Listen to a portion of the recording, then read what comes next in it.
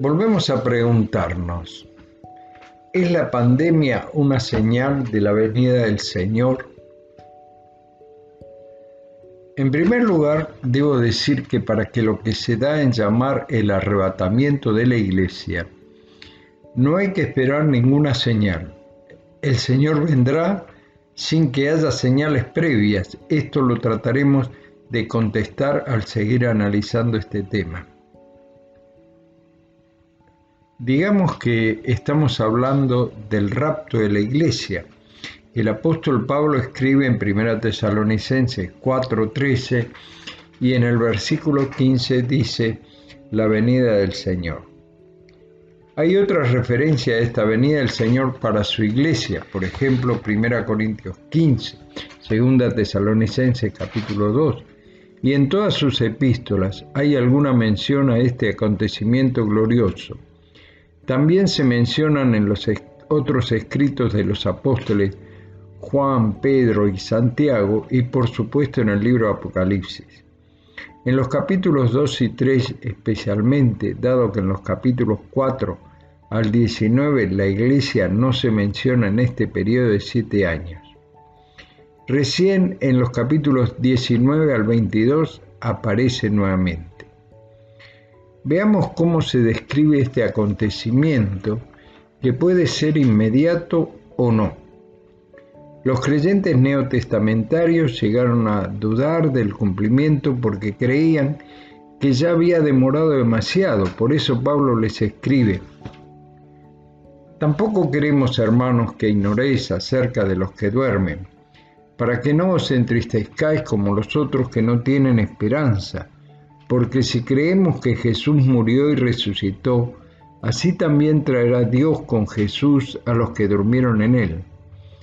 Por lo cual os decimos esto en palabra del Señor, que nosotros que vivimos, que habremos quedado hasta la venida del Señor, no nos adelantaremos a los que durmieron, porque el Señor mismo, con voz de mando, con voz de arcángel, con trompeta de Dios, descenderá del cielo, y los muertos en Cristo resucitarán primero. Luego, nosotros, los que vivimos, los que hayamos quedado, seremos arrebatados juntamente con ellos en las nubes, para recibir al Señor en el aire, y así estaremos para siempre con el Señor.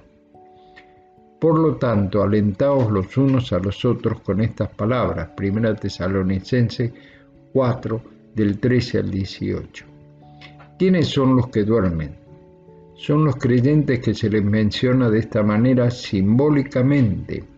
Son los muertos en Cristo, es decir, nuestros seres queridos que, habiendo creído de corazón en el Señor como su único y suficiente Salvador, están en un estado incompleto en la presencia del Señor.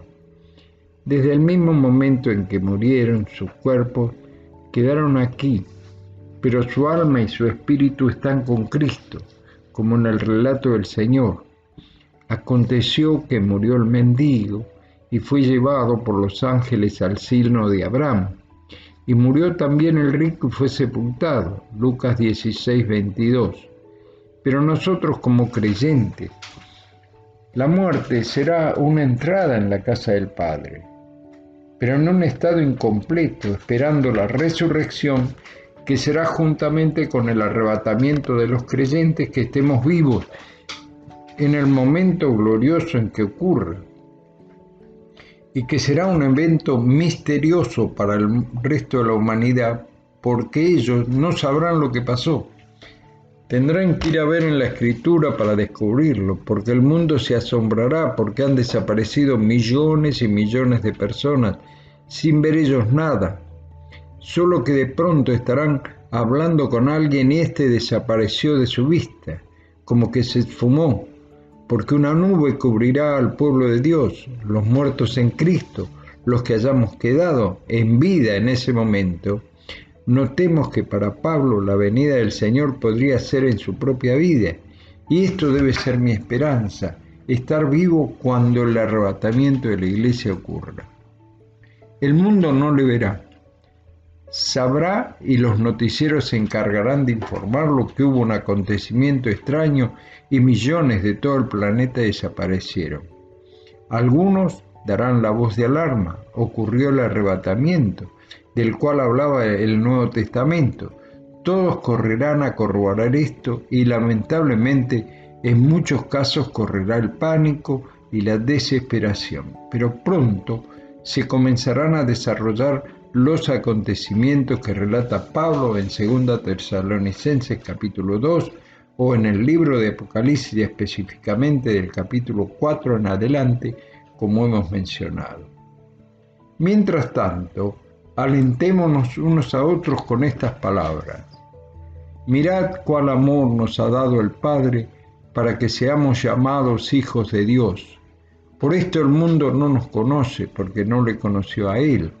Amado, ahora somos hijos de Dios y aún no se ha manifestado lo que hemos de ser. Pero sabemos que cuando Él se manifieste, seremos semejantes a Él porque le veremos tal como Él es. Y todo aquel que tiene esta esperanza en Él se purifica a sí mismo como Él es puro. 1 Juan capítulo 3, del 1 al 3. Será hasta mañana si Dios quiere. Que el Señor les bendiga.